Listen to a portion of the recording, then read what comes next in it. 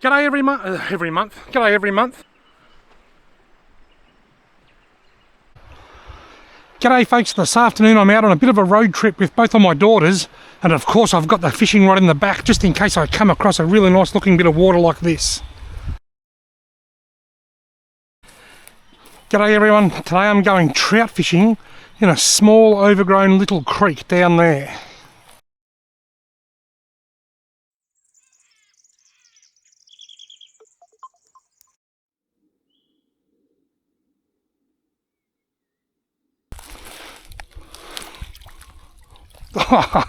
Look at that, eh? I've managed to catch a tiny incy weeny baby turtle. Wonder if I can get some underwater release footage in that murky water. I'll try it. You ready, turtle? There you go. Go on.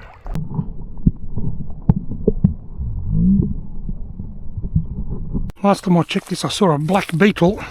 When I lifted it up, there was one small yabby that fell through the holes. No, I've got one big one this time. And there's no meat left. The meat was getting a little bit light on before as it was. He's going back. I'm not actively trying to catch heaps of yabbies today. I'm just doing a bit of reconnaissance. I've got more meat there, which I'll tie into the net, and I'm going to go and drop it in another dam.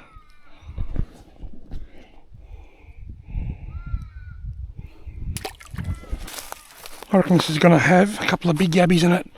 And, oh, it's got a carp in it. That's never good. Look at that, I've caught a carp in me American crawfish net.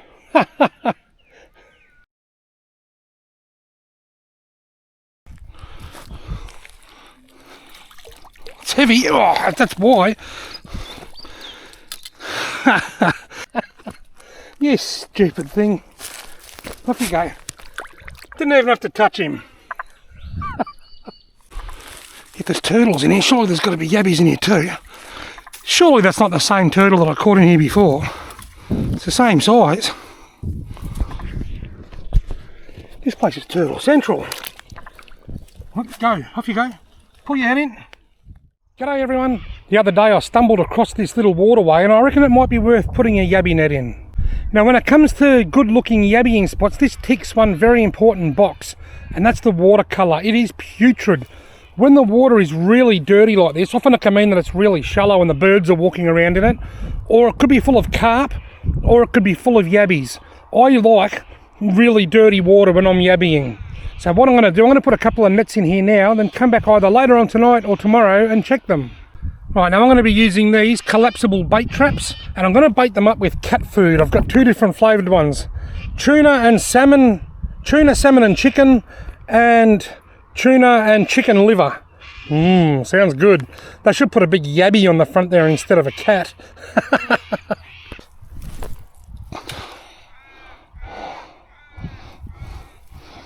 And that one's going to have to do.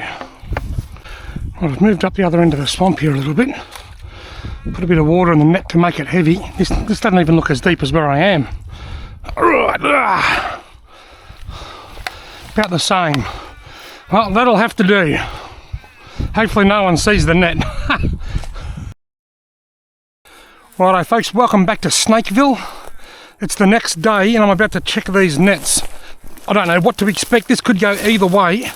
But I do know that I just got a message from my friend Chris Coyne.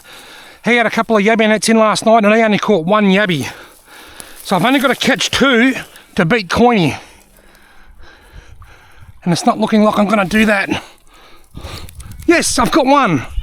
One yabby. Two, I've got two. I've beaten him. I've caught two yabbies. There are yabbies here. Just not very many. Neither of them are real big. One's only a little bait yabby. Where'd he go? They're both down that end. That one's a reasonable yabby, but I don't think I'm going to catch a huge number of yabbies, so I'll throw that back. That one can go back. There's a little bait yabby. He can go back. Oh, that's a beetle. Black beetles are a problem. Whenever I catch black beetles, I don't get many yabbies. Yabby number two, little bait one. He can go back. Well, I've beat Coyne. The tuna worked. Let's go check the other net. Well, the net's not even underwater here. This doesn't look like being an epic yabbying video, but there is a lesson in here, a couple of lessons. One of the things I look for when I'm looking for somewhere new to go yabbying is really dirty water. This is probably going to dry up this summer, and that's okay, because the yabbies, they'll dig down into the mud or they'll move elsewhere. But look for really dirty water. And another good sign, and it's sort of hard to see here, see this mud, this loose mud here? That's a sign of yabby holes. There's yabby holes here. So we've got yabby holes, we've got dirty water. There's two really good signs to look for. Doesn't always mean there's going to be yabbies there, but they're certainly good places to start. Right, net number 2 that's not even in the water properly. Nothing. Well, I came here for a reason, and it wasn't overly successful, but I only caught 2 yabbies. But that's one more than Chris caught. Last year in the springtime, I sat on this jetty at Lake Samble in Beechworth, and I threw a bunch of worms in front of my GoPro, and I caught a redfin on camera. Today I'm going to try and do that again. This is the 3rd time this year that I've fished Old Faithful spot here. The first 2 times I never even saw a fish. Oh, I saw one this time. I had a follow. I had a swipe. I saw a fish. Oh. That's a good sign. That's encouraging. He was wary, he hit it once, but at least I saw a fish here. What a beautiful sounding bird. G'day folks, today I'm going trout fishing in the creek down there. I can see a huge big crayfish down there. I wonder if he'll take me plastic. Ooh. There he goes. I caught the branch above him. Grab hold of that, mate. I hit him with it. I'll say a huge big crayfish for the rivers at home. It's not huge, but for a little stream like this, that's huge. I can see a crayfish down there.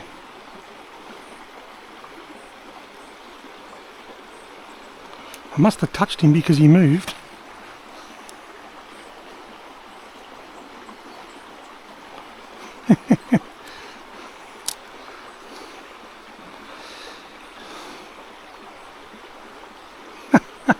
There's 2 crayfish, there's a smaller one.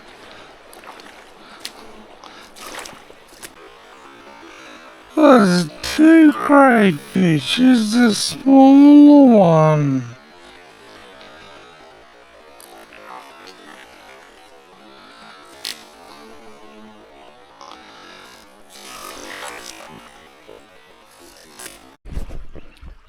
For the first time this trout season, I've dusted off my fly rod and I'm going fly fishing for trout.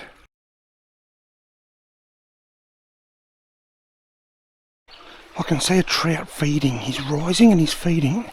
He's right next to that blackberry that he's in the water there. He's sitting in the water on the left. I reckon I've got enough for him for a decent back cast here. Come on. Too far back. That one, that's the one. Oh, he swirled under it. Now I can't see the fly. Now it's too far to the right. I can still see him. It's the first fish I've seen feeding and rising. That's going to come over him. Come on. Oh, he struck it and I missed. Right, I've got the right fly. All it took was to find one feeding fish to tell me that I've got the right fly. I might have struck too fast perhaps, I don't know. Well, I guess this fishing adventure starts here at this fence because I can't go any further up the road. G'day folks, today I'm going on a trout fishing adventure somewhere I've never fished before. Well, I've been fishing for 3.5 hours and I've only caught the one fish, but that's the nature of fishing. You win some, you lose some. Some days are diamonds, other days are just terrible. One thing I have noticed here though is that as the water was rising, shut up! This is the 4th time this trout season that I've been to this spot. The first 2 times I saw nothing, and the last time I had a little rainbow trout grab my soft plastic. The sun is right on the water now, which isn't ideal. I've got my little striped tiger micro minnow in black and gold colour. I don't like that full sun. Oh, got him! Oh, that actually looked like a brown.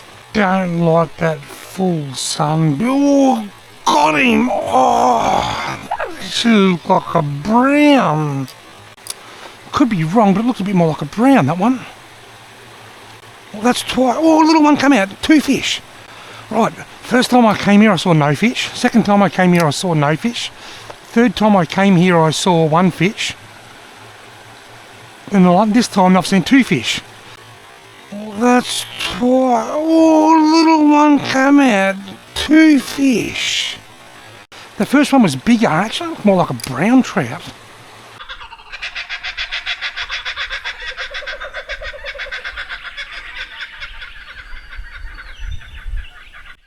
To the sounds of some laughing kookaburras, I'm going trout fishing in this little creek down here.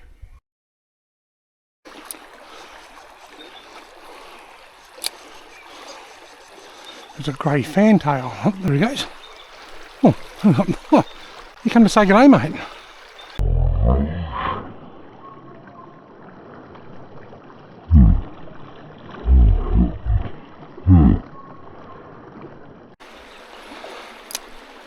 Deep, but it's out in the open. Oh, there's a follow, there's a follow. He hit it twice. Oh, he hit it a couple of times.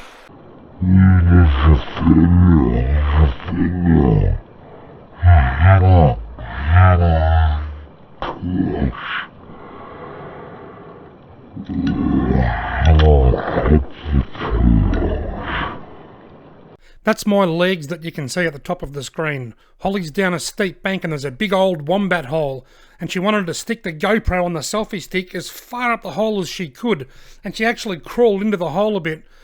I warned her that there might be a snake in there and that she had to be very careful.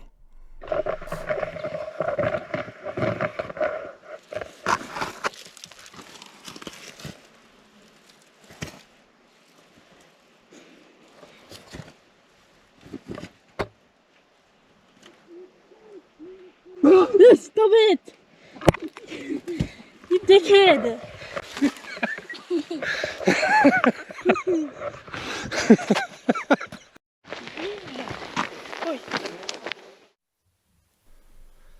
Right, now is that time of the video where I share my monthly trail camera compilation.